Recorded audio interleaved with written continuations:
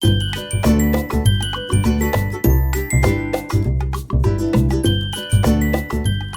all, Jessie B Scrapbooking back with another process video. This one is one that I'm doing because I want to. And today I am scrapbooking these fun photos I took on, I think it was a Snapchat filter. And this is me, and then this is me and my daughter Corey. And I just really like the way these pictures turned out. They're just a lot of fun. So I'm going to use them. I'm going to go with this, the Paper Studio paper pad. It's the Sunflower paper pad, and I got it from Hobby Lobby, I believe. So I'm going to use that. And so here are some of the pictures or papers I picked, and then I added in this paper. It's from a different paper pad that I thought would work well. So let's get going.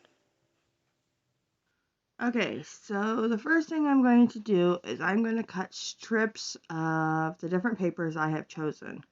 And I don't want any of the white on this particular one, so I'm just cutting it off and using the gray and black portion of this plaid. And now I'm just cutting them in various lengths. I think one was a little longer, but most of them are like 4, 3, and 2 inches. And then I am trimming them all down to 1 inch thick. So I'm using this wood grain as well. I'm going to cut 2 strips of it and cut it up. And then I will do the same thing with the florals that I have picked of the sunflowers. And I don't think I do that one on camera, but it's identical to what I'm doing here. I'm just cutting them down to the different sizes, and yeah. Okay, so you can see they're all cut into strips and off to the side.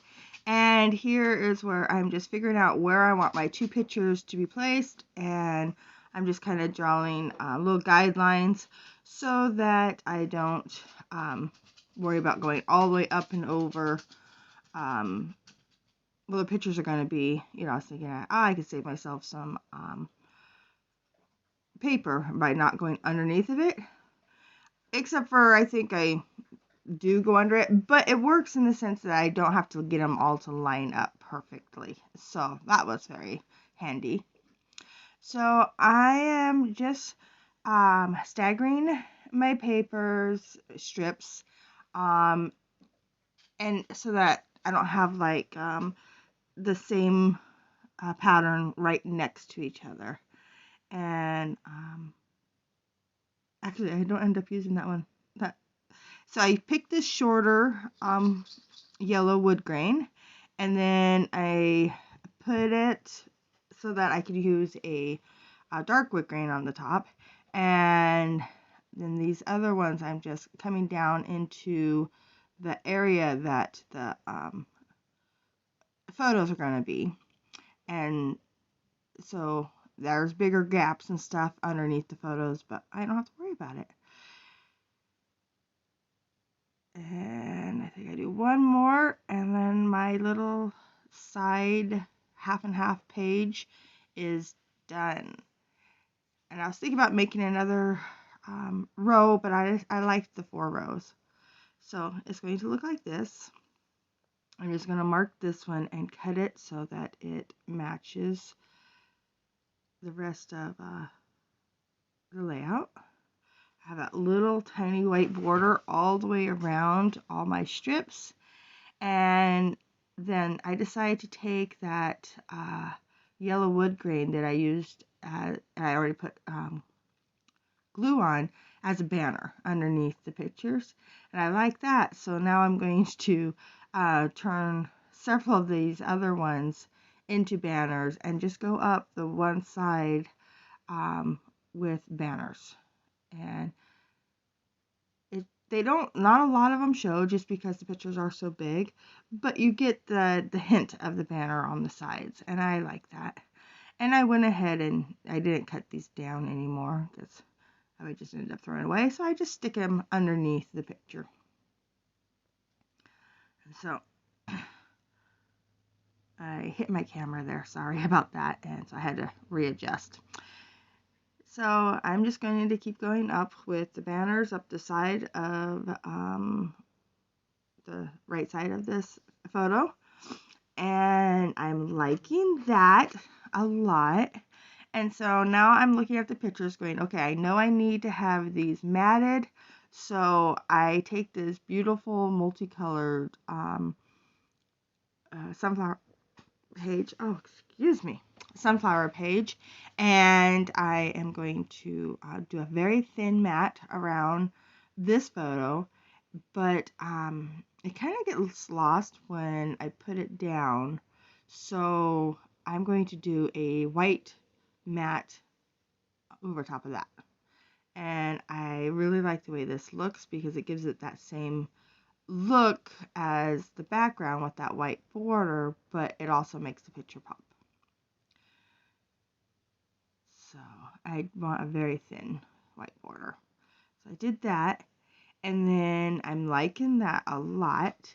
And so then this other one, since it is on the white, I decided to go on the dark wood grain page here, and it gives it a nice contrast against that white background. I really like my little guillotine cutter. It is a lot easier for me to get a nice close border with it, so that's why I switch between my two cutters. Alright, so now I'm just going to commit, and I'm going to put these photos right down. I thought about popping them up, and then I changed my mind. So they're just adhered flat down onto the page. And now this piece of paper, pattern paper here, I fussy cut a whole bunch of the flowers out of it. There was actually only 2 whole ones, and the rest were just partials, so I just have them sticking out behind the pictures, and I like that. You can't tell that they're not whole flowers. I think I do a couple more flowers later that are a little bit more whole on the top, but yeah, so getting these, and then I'm going to pop that big yellow and pink flower up onto some fun foam. And actually I got these are little foam adhesive squares that I picked up at the dollar store, and I really like them. So that's what I'm using to adhere those down. These little half flowers underneath the picture, I'm just using my ATG and going to stick them down. And then I decided to go ahead and use the leaf here, and I do come in again in a second and put a little bit more foam underneath that yellow flower, just because it was kind of droopy in one corner or 2 edges of it. And so I will come in and put a little bit more foam behind on the bottom of it, just to help it from being so droopy. I am going to use sequins just to give this page a little bit of sparkle. But first I decided I needed more flowers, so I'm going to put 3 more flowers up here at the top where these 2 pictures are joining together. And they're like the underside of the sunflowers, so it's not the full face of the sunflower, but I think it works perfect because you're kind of looking up to them. And I'm going to get those adhered down. I put a little bit of a little bit of adhesive foam on just the tops, so the bottoms are adhered straight down, and then the tops kind of pop up just a little bit to give it a little bit more dimension up there too. And here's where I decided to come in with that adhesive and put it on the bottom of this flower.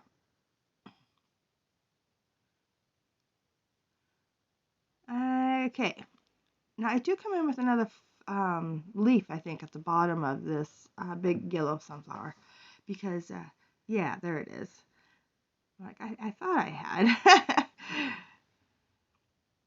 Okay, so now I am going to do 3 different colors of sequins. I'm going to do orange, yellow or gold, and pink.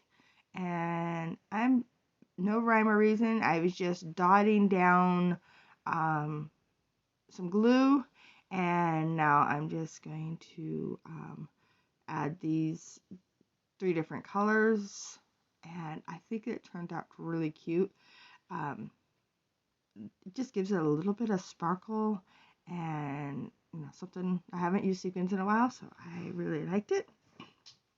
And then I will come in with a title, and I had these gold alphas from the dollar store that I really liked, so I wanted to use them, but I couldn't come up with anything for them, so I came up with the word pick, and so I was going to write great pick as a picture, but I misspelled great.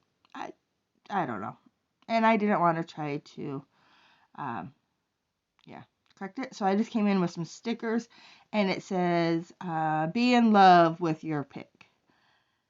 So here is my layout. I loved how it turned out. It's like one of my favorite pictures of my daughter and I just playing around, and I really like how this layout turned out. So I hope you like it too. If you do, please give me a thumbs up. If you want to see more, please subscribe. Thank you so much for watching. Bye.